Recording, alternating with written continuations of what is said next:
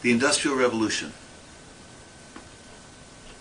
When we talk about revolutions in general, like the French or the Russian or the Chinese, we talk about major upheavals involving drastic political change, perhaps, often involving violence, one class replacing another, perhaps.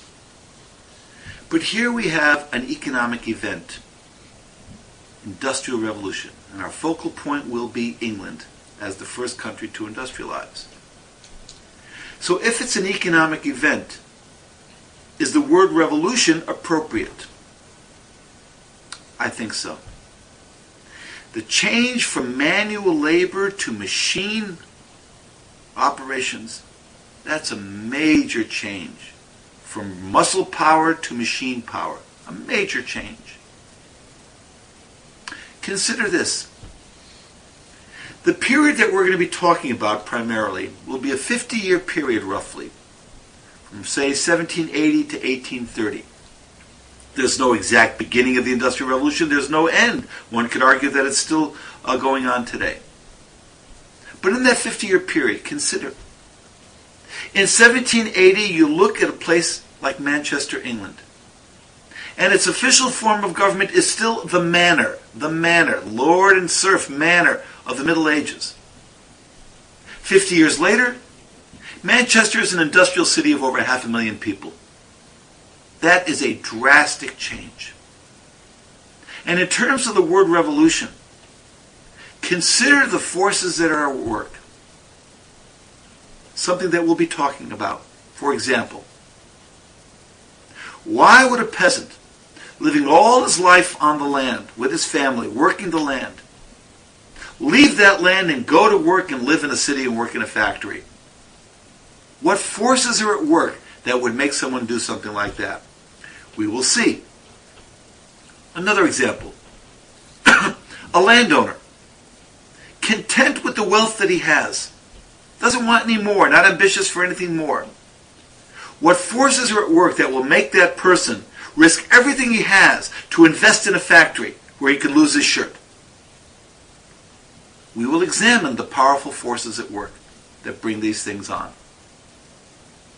A bit of background. Preceding the Industrial Revolution, but things that will lead to it. After the bubonic plague struck Europe, including England, 1347 to 1349, and killed a third of the continent's population, 23 million people or so, this one disease over a 2-year period.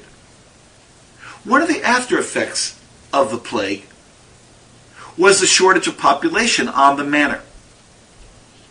And previous to the plague, what you saw always, pretty much, was that the serf had a series of obligations to his lord. 1/3 of his crop goes to the lord, 1/10 goes to the church.